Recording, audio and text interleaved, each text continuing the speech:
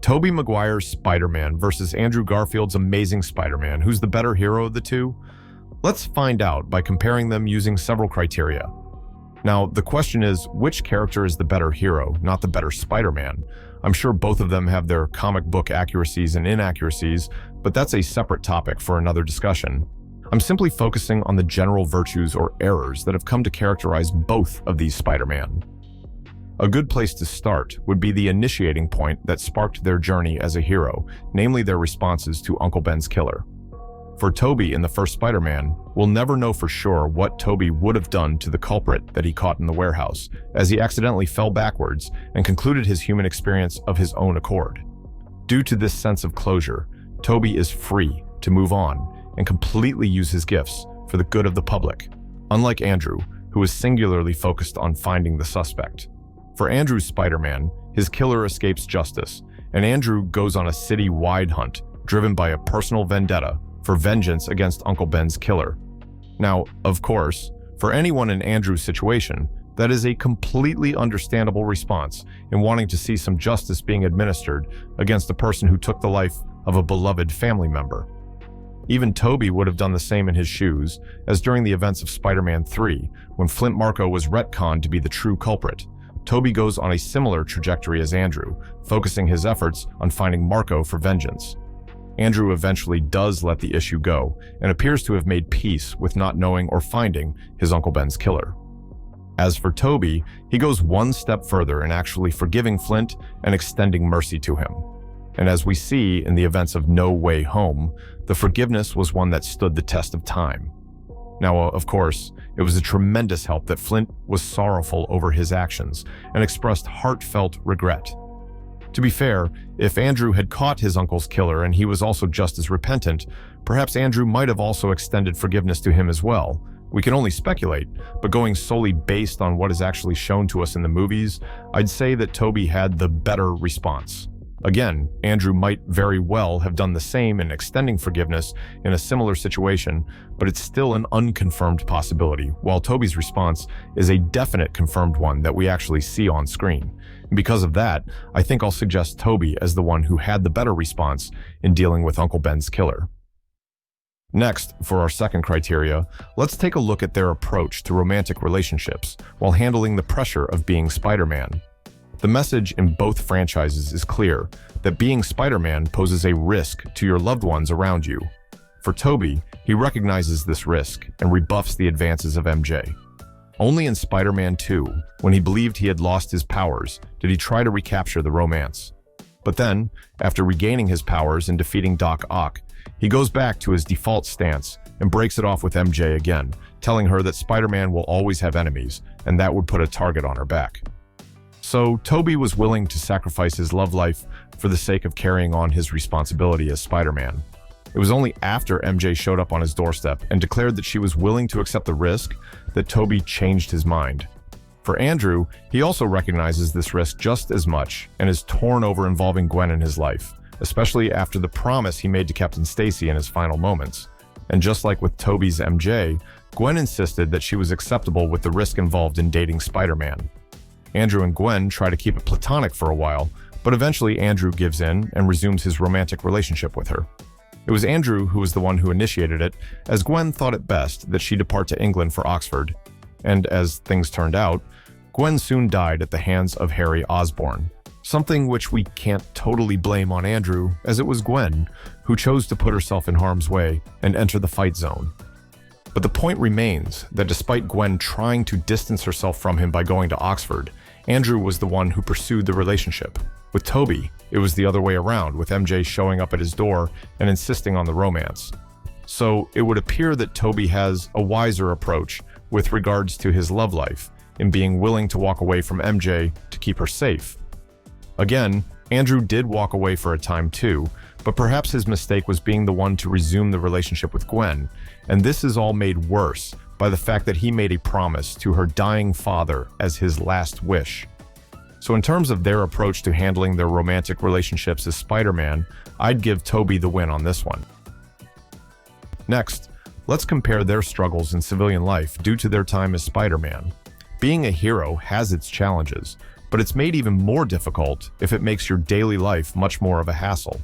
So the Spider-Man, who had to endure more struggles in his civilian life, could be said to be sacrificing more for the sake of serving his city.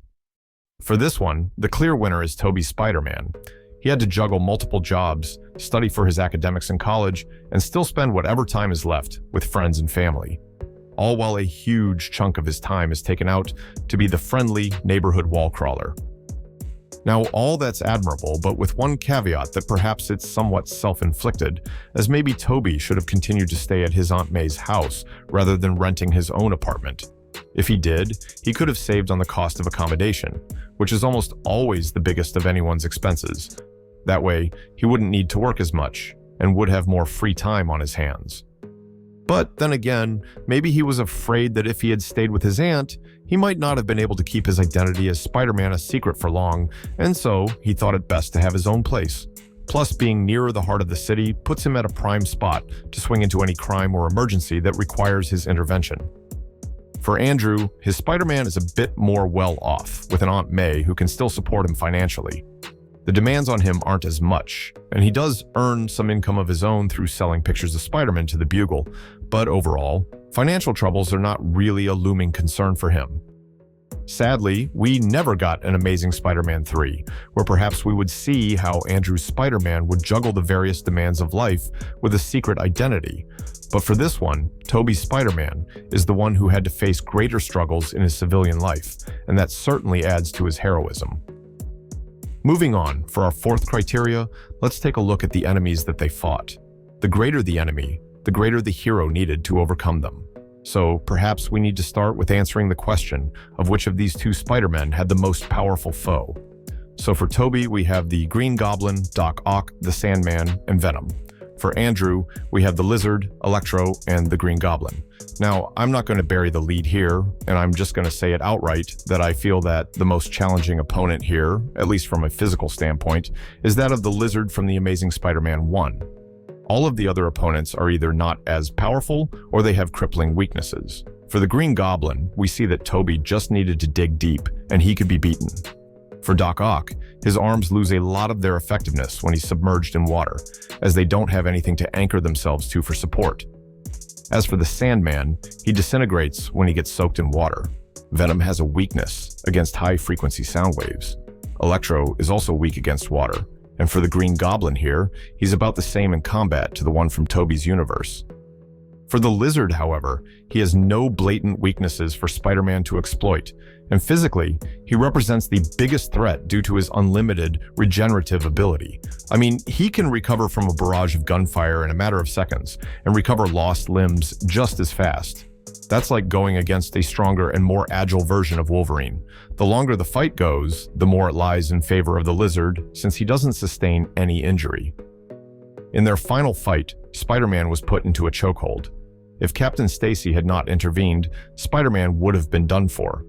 Andrew did have some help defeating the Lizard, but the fact remains that the Lizard is the most physically powerful of both these Spider-Man's enemies. And because of that, the point goes to Andrew's Spider-Man for this one. Next, let's look at their greatest acts of selflessness for our fifth criteria. For Tobey's Spider-Man, he saved countless people with the powers bestowed on him, but perhaps his greatest act of heroism occurred without his powers. I'm referring to the instance in Spider-Man 2 when a powerless Tobey ran into a burning building to save the trapped girl. It's one thing to swing around and save people when you have superhuman abilities, but it's a more admirable thing when you're putting your life on the line when you're completely vulnerable. As for Andrew's Spider-Man, there isn't anything in a similar vein, but I'd say his greatest act of heroism would be picking himself up emotionally after the death of Gwen to continue his career as Spider-Man. Losing Gwen must have been an exceptionally tremendous blow, especially since he's still recovering from the recent loss of Uncle Ben already. That could have been his villain origin story right there in another universe, but instead, it's a testament to Andrew's ability to overcome grief and still remain on the straight and narrow path. Rather than choosing to wallow in sorrow and self-pity, Andrew decided to put the needs of others above his own and continue what Gwen would have wanted him to. The only thing that takes away from this accomplishment would be that he was resentful and bitter for an unknown span of time in which he stopped pulling his punches, and may have done some undue harm that wasn't deserved. Between these two acts of heroism, I'd have to give it to Andrew here. I'm not discounting Tobey's selfless act, but grief and regret can be especially crippling and can alter the course of one's life if not dealt with properly. So the point goes to Andrew's Spider-Man for this one. And finally, let's consider what can be said to be their stupidest moments in their respective films. For Tobey, I feel his most illogical choice would be to allow the symbiote to still adhere to him, despite being told by Dr. Connors of its suspected nature and the risks involved. I mean, you have an unknown species of unspecified origin latching itself onto you. It's clearly a living organism, and perhaps something otherworldly. Definitely something could have gone wrong, and Tobey should have known better than to allow it to bond with him. For Andrew, a notable one would be leaving his name on the camera that he uses as Spider-Man. Someone somehow could have grabbed it and connected the dots between Peter Parker and Spider-Man. Someone did find out, and that was the Lizard, and the repercussions were terrible, as the Lizard went to attack Andrew right at his high school, endangering the students and teachers who were there at the moment. Between these two mistakes, I'd say that Tobey made the greater error when compared with Andrew. Leaving his name on the camera was dumb, but perhaps it was simply just an unintended oversight. Tobey, however, received a clear warning about the symbiote, and even if he didn't, common sense dictates that he should be cautious about messing around with a dubious organism with unknown origins. So, with all that said, who's the better hero of the two? Both Spider-Man have their own merits in different areas, so ultimately it would depend on which areas you give more value to. But based on all that I covered, I'd have to say that Tobey's Spider-Man was the better hero. He displayed admirable virtues, such as forgiveness and mercy towards a criminal who took a father figure away from him. He was willing to sacrifice his love life and endure a daily grind for the sake of fulfilling his responsibilities as the friendly neighborhood wall crawler. And even without his powers, he still dived headfirst into danger to rescue those in need. Andrew's Spider-Man is still a great hero in his own regard, but I feel that Tobey edges him out slightly in terms of having a greater level of maturity and decisiveness. I still wish that there was a sequel to The Amazing Spider-Man 2, which perhaps would give Andrew's character to shine through even more.